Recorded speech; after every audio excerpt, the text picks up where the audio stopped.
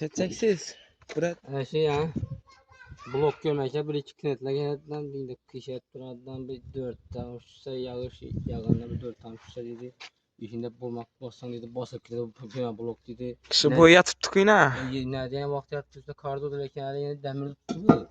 Şimdi aşağı yani 4 tane şey yağış şüşe boş aşıp getirmiş yani böyle açıp olsa belki açıp atmışlar şimdi yeni blokunu belki göz sekmeşini şimdi adamlar için şimdi yani negatif şeyler için İçine baskın vakti bulmak giremiş. 4 tane yağ üstü, 4 tane pıtı yağ üstü aşılan için görsek nasıl. Su adı kalmadı doğru. Üstündeki enjimana kalmadı. Su ezip durur.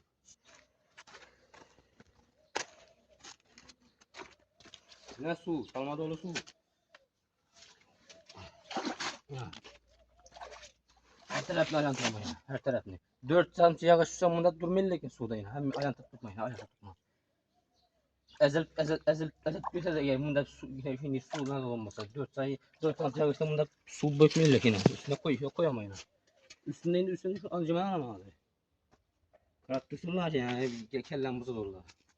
Ya bomba mı koy tutmuyor.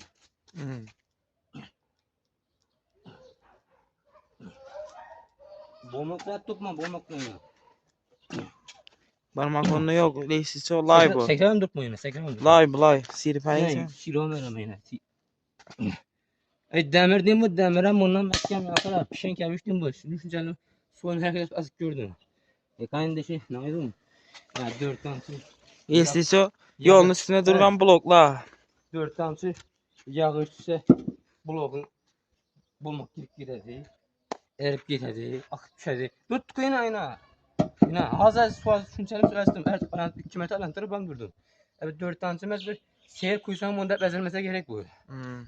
İyi o. Yani aslında bir kere de adamlar içimden buydu. İşini göstermenden göreyim bunu ustadır. Manam koyam Amerika'dan karşı gelirler.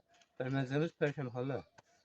En zorları, en ispatları 100% kullandı 16 yıllarda onu bize de. Gel verəslər, en zorlar bize de gel verəslər.